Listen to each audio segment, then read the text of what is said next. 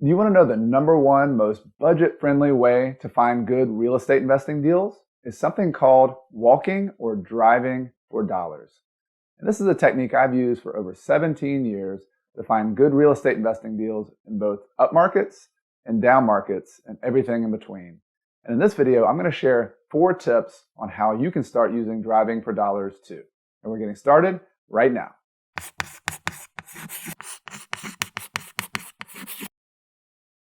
If you're new here and you want to learn how to invest in real estate, achieve financial independence, and do more of what matters, be sure to hit the subscribe button and the little bell so you don't miss anything.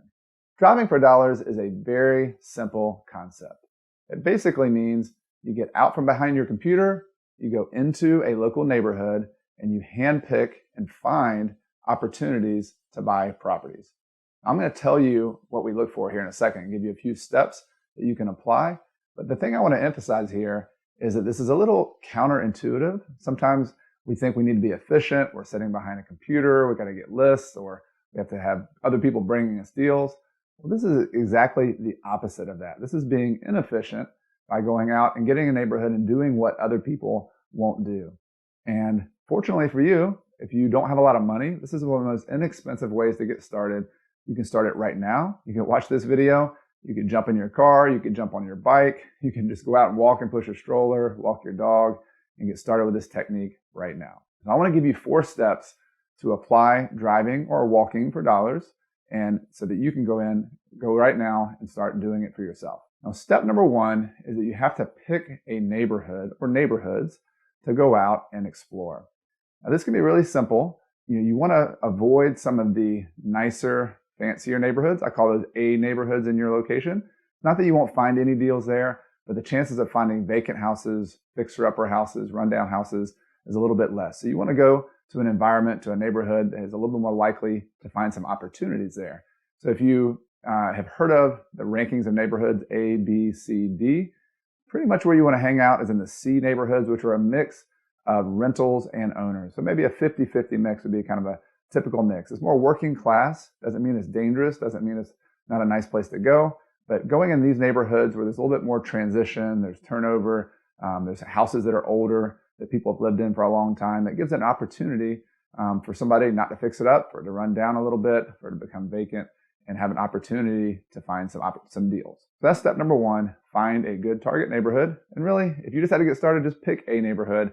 Go out and start doing it. Now, the first thing I want to say about that, I actually have a podcast episode, an article that describes in more detail how to find the right investment property. And I gave you a frame there in that article that you can see in the show description about something called A, B, C, D neighborhoods.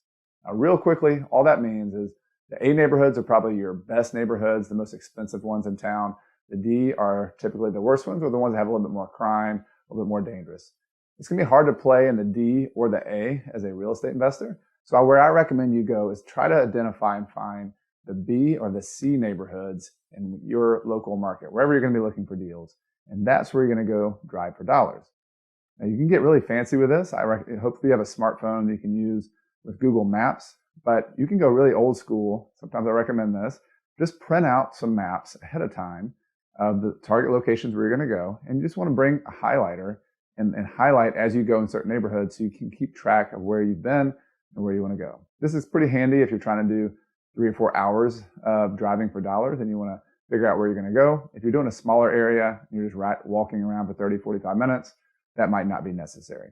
But pick a neighborhood, identify it with either your Google Maps or printing out a map. And then the important point here in step 1, just get out in the neighborhood. You can do your exercise by jogging in different strategic locations. Don't just go in the same route. Go drive your car somewhere else, jog in the neighborhood, walk in the neighborhood. If you have kids, push a stroller around. I used to love doing that a lot, pushing my kids around when they were young. If you have a pet, walk the dogs, offer to walk your neighbor's dog. Whatever you got to do, get out in the neighborhood. You're going to get some exercise. You're going to meet people. And you're going to be finding potential good deals. Step number 2 of driving for dollars is that while you're out in those neighborhoods, you need to look for potential opportunities. So I'm going to tell you a few different things you're going to look for, but the most important 2 of them are vacant houses and fixer-upper properties. Now, vacant houses just mean a property that nobody is living in. How can you identify that? How do you know if they're living there or not? Well, you'll probably develop sort of a radar for vacant houses. I can do that these days when I'm riding around. I'll be going 20, 30 miles per hour, and out the corner of my eye, I can identify a vacant house. You start to see things like in some areas, tall grass. Maybe the grass is growing up on the property.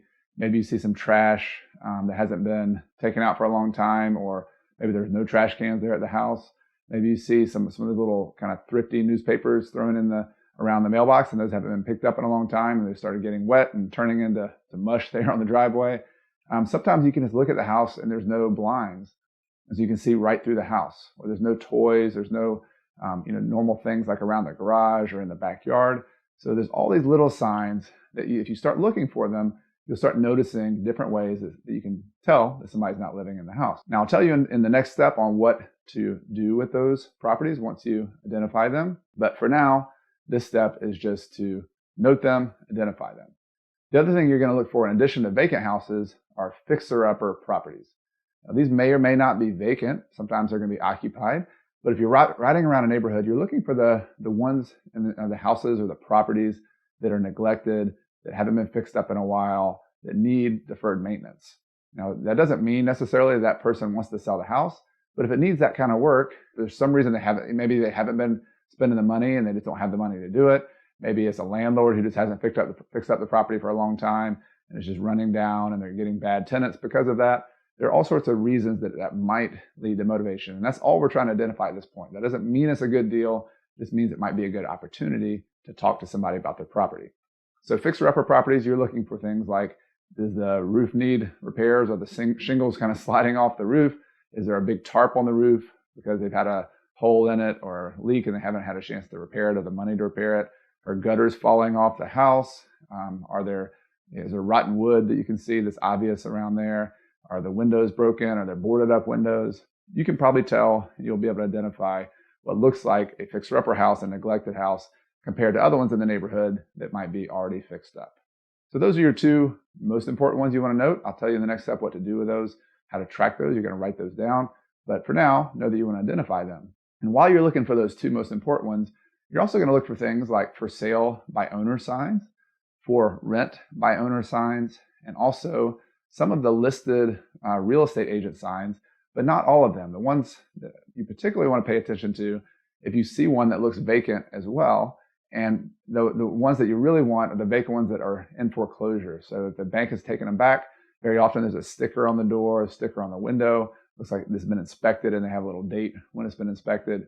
And you'll also start to identify, if you start driving neighborhoods enough, you'll find the local real estate agents in your town who actually list a lot of the foreclosures. So what do you do with those? The for sale by owner, the for rent by owner, these realtor listed properties that are vacant that might be foreclosures?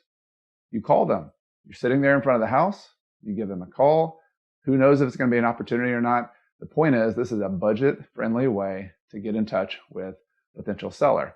And you're going to have to talk to a lot of people. When you call a for sale by owner, you might talk to 10, 15 people who, doesn't sound like a great opportunity, but maybe one out of those would be, and you're the one who's going to call them. For rent by owners, the same way. They might be listing their house for rent, but you could also ask, are you interested in selling it? I'm looking to buy a property in this neighborhood, and maybe they would be willing to do that. And so you're calling them and you're talking to them about it. The same thing with real estate agents. Step number 3 of driving for dollars is short and sweet. You just want to write down the addresses of the properties that you find. So you can either go really old school and just have a piece of paper, have a numbered list, and write down the addresses on that list. Or my recommendation is just have a spreadsheet open on your smartphone, something like Google Sheets. Same thing, have a numbered list, and just write down the address. Now, if you can't find the address, it's not on the mailbox, not on the house, you can just put the address to the left and the right of the property. Now, while you're there identifying the address, I also recommend, if possible, then to take a picture of the front of the house.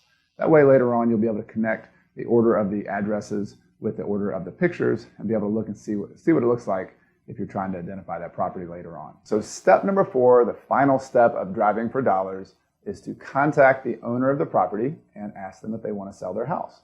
Now, there are a couple different ways that you can do this. You can do it some immediately while you're right out there at the property. Some other ones I'll talk about will be more of a follow-up. And so the ones that when you're already out there at the house, one of my recommendations is to see if you can find any neighbors of that property that you can go and talk to. So if they're out there cutting their grass, working in the yard, Or even if you just go knock on the door and talk to them and say, my name is Chad, I'm interested in the house next door. It looked like it might not be lived in at the moment, and I was wondering if you knew who the owner was or if they were interested in selling. I'd love to talk to them. So just start a conversation. I know that can be awkward for some people. That can be a little uncomfortable. It certainly is for me as well. But going directly to somebody, to a neighbor who probably knows a lot about the situation, might be friends with the owner, they might give you a phone number and email, and that'd be the most immediate way to connect right with that person. Now, if that doesn't work and you couldn't get in touch with a neighbor, you could also leave just like a sticky note there on the door, on the side door, somewhere that the person who's taking care of the property might go in and say the same thing. Short and sweet. My name is Chad. I'm interested in buying your house. If you want to sell it, please give me a call. Here's my phone number. Here's my email address, and leave it there. So both of those are things you can do right there while you're at the property.